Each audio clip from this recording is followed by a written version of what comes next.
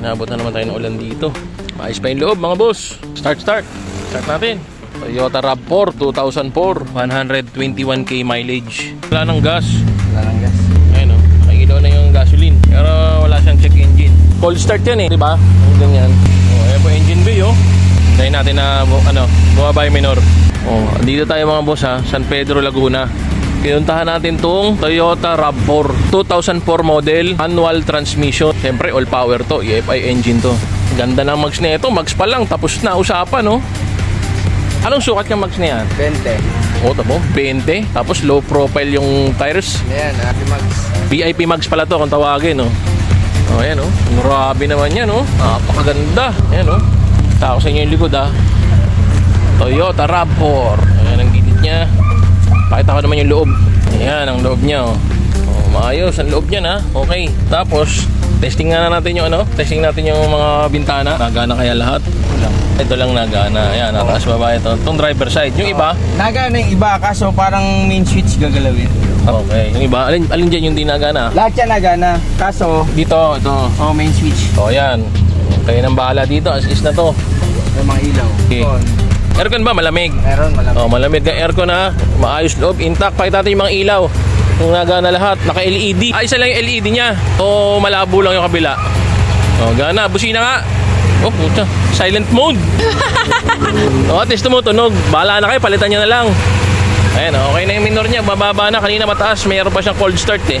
Okay ito ha. Check na natin. Check natin yung dipstick. Check natin yung dipstick. Kung walang talshik. Bagong change oil yan. Bagong change oil pa pala to. Meron ba? May usok ba? Talsik usok? Meron? Ito dito. Walang talsik ha. Walang talsik usok. Radiator. Yan yung mabuti. Kung bula-bula. Meron bang bula? Walang bula ha. Okay pa naman, makinis pa naman. Pero yung iba kasi masiselan eh. Kunting gas-gas ayaw eh. Ayan, isang issue niya. Ayan. Touch mo na lang. Ilan yung may part na ganyan? Ito. May mga pin chips. Pin chips. Tsaka nagbabubbles. Ayan lahat naman yan nagagawa ng paraan. Complete papers. Expired lang rehistro. Yan ang issue niya. Expired lang rehistro. Tapos yun, kung maselan kayo sa pintura, mayroong part na ganyan. Pero makinis pa yan. Diba? Tapos ito pa isang issue. Ayan wala nang panggas.